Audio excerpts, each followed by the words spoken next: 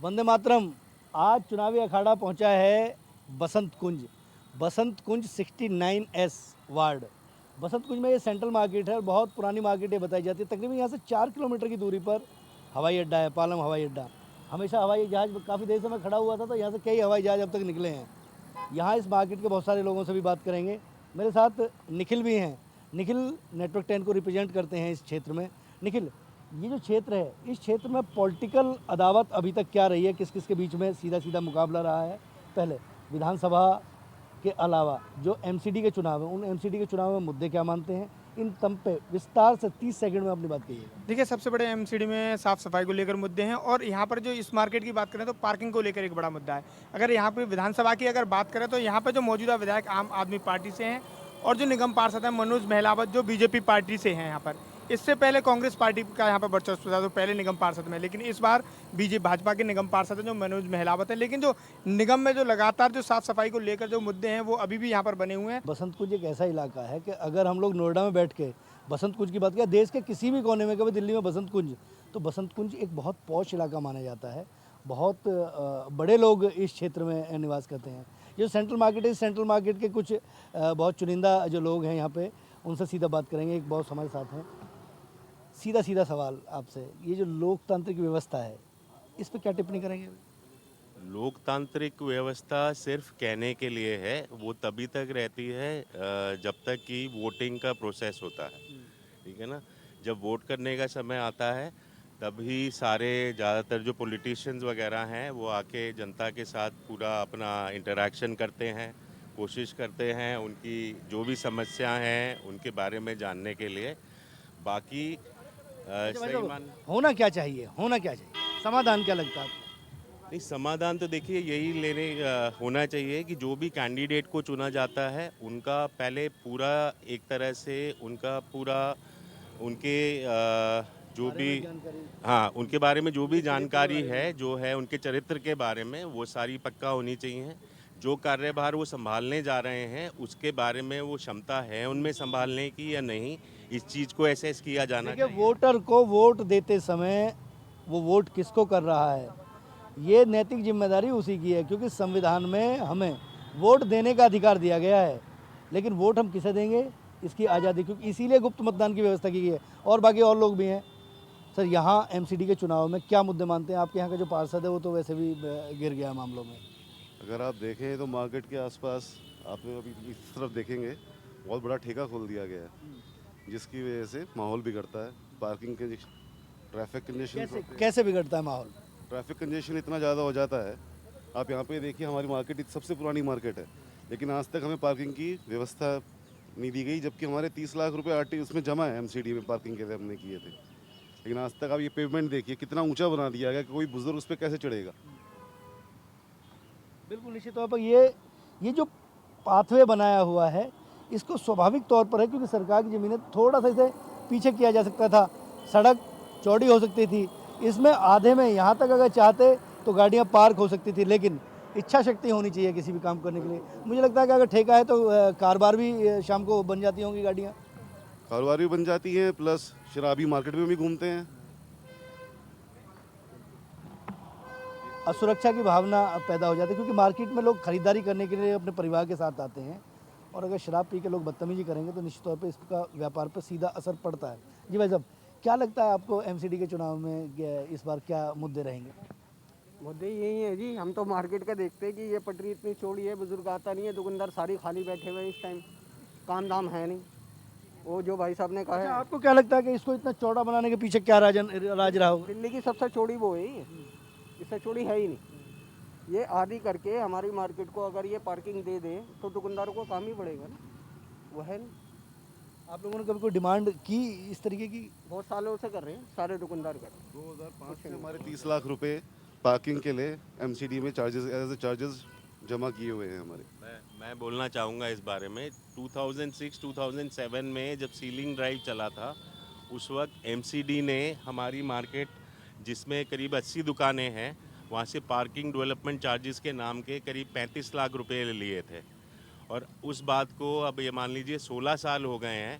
आलम ये है कि हम लोगों के पास अपनी गाड़ी पार्किंग करने की ही जगह नहीं है, ठीक है ना। जो गाड़ियां यहाँ पर मेन रोड को जो कि इतनी सोचिए इस तनाव को कि 16 साल पहले जिस पार्किंग के लिए पैसे जमा कर दिए वो पार्किंग बन के तैयार नहीं हुई। और ये सरकारी सिस्टम है, क्योंकि एमसीडी कोई किसी का घर नहीं है कि जाके आदमी पैसे दे आएगा।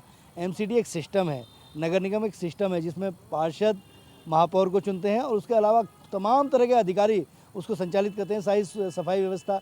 लेकिन इसको अब किस दिशा में, तो कहीं कोर्ट वोट जाने का आपने प्रयास किया? फिर बाद में 16 साल तक ऐसे हाथ पे हाथ रख के बैठ गए? बिल्कुल बिल्कुल गए थे कोर्ट में भी, लेकिन वहाँ पर भी फिर यही है, आपको भारतीय मतलब जो भी कोर्ट का सिस्टम है वो भी मालूम है, न्याय एकदम से नहीं मिलता है, सालों साल चक्कर काटने पड़ते हैं, तब भी मतलब पूरी गारंटी नहीं होती है कि न्याय मिलेगा।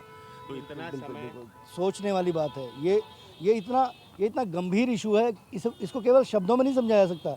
ये मर्म है, इस मर्म को समझने की आवश्यकता है और यहाँ के पार्षद और यहाँ के महापौर भी इसके लिए जिम्मेदार हैं। लेकिन कई बार लोग शरीफ होते हैं, शराफत के साथ जीना जानते हैं, इसलिए भी कई बार चीज़ें हो जाती हैं। क्या आपको क्या लगता है एमसीडी के चुनाव में क्या मुद्दे रहेंगे? मैं नहीं बोल सकता ना कुछ। कुछ नहीं बोलेंगे? ये शराब वराब जो चल रही है इस पर बोलेंगे कुछ? मैं नहीं बोल सकता ना। भाई साहब, सड़कों का बहुत बड़ा मुद्दा है या वसंत कुंज में। आप जी, एक बार कहीं बाकी बहुत सारे लोग थे, लेकिन धीरे धीरे मुझे लगता है कि शायद हो सकता है कि कैमरे पे लोगों को बोलने में अनापत्ति हो, आपत्ति भी होती है कई बार लोगों को। एक और युवा है, इनसे पूछेंगे। यार इस समय चुनाव का दौर है ना, ये बहुत सारे होर्डिंग वगैरह लगे हुए देख रहे होंगे आप, क्या मायने मानते हैं इनके? मायने देखो, सबसे इम्पोर्टेंट क्या होता है पार्किंग एमसीडी वगैरह की। अब जैसे ये रोड पहले यहाँ तक थी, अभी वहाँ तक पहुँचा दिए। हमारे काम धंधे क्या है, पार्किंग की वजह से नहीं है, ठीक है। गाड़ियाँ खड़ी होती हैं, ये पुलिस की जीप आ जाती है, ट्रैफिक वाले गाड़ी उठा लेते हैं, तो कस्टमर हमारी मार्केट में आने से डरता है। 10 रुपये की चीज़ देगा कस्टमर, 500 रुपये का जुर्माना तो नहीं देगा।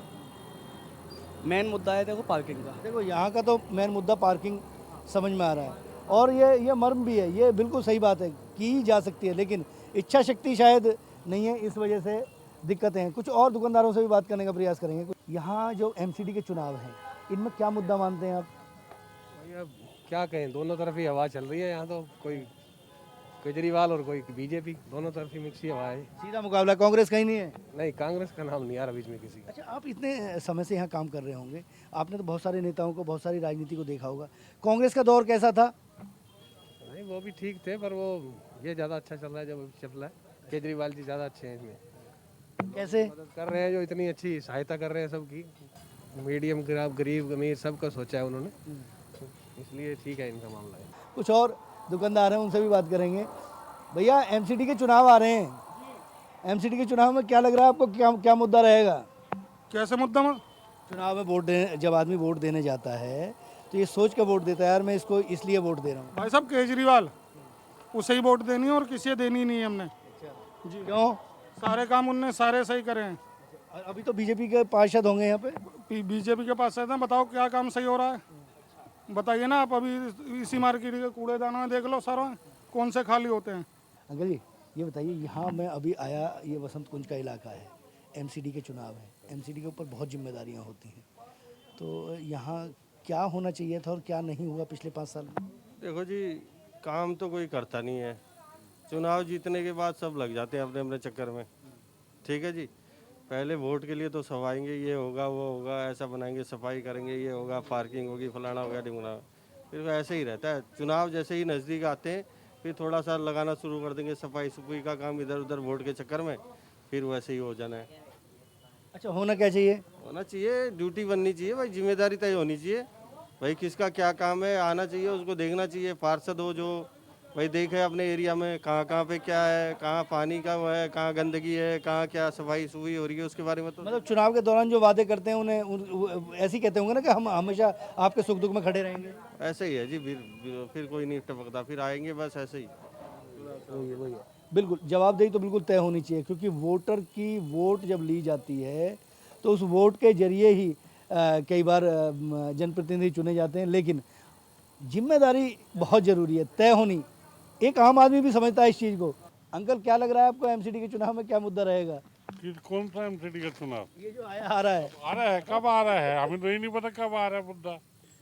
अच्छा, आपको पता नहीं है? नहीं, हम तो कहाँ पता है, हमें तो भैया अपनी दुकान का पता है, और जो है हम लोगों को एमसीडी कहाँ जीने दे रही है। हम पट्टी लगाते हैं, सामान उठा के ले जाती है। इस आधार पर करेंगे वोट? किस आधार पे करेंगे? आधार तो यही है कि बढ़िया काम होना चाहिए, अच्छा होना चाहिए, साफ सफाई होनी चाहिए। 5 साल में हुआ जो पार्षद ने किया? नहीं, कुछ नहीं हुआ है। जब आम आदमी अपनी बात को कहता है और उसकी बात अगर पूरी नहीं होती है तो वास्तव में दर्द होना लाजमी है। और शायद हो सकता है कि नोटा का भी इस्तेमाल लोग करते हैं, क्योंकि जो पॉलिटिकल सिनेरियो है उस पॉलिटिकल सिनेरियो को लेके राजनीतिक लोगों को इसकी चिंता करनी चाहिए। और राजनीति में अगर आ रहे हैं तो सेवा कीजिए। कैमरा पर्सन अमित के साथ राजकुमार चौधरी, नेटवर्क 10, बसंत कुंज।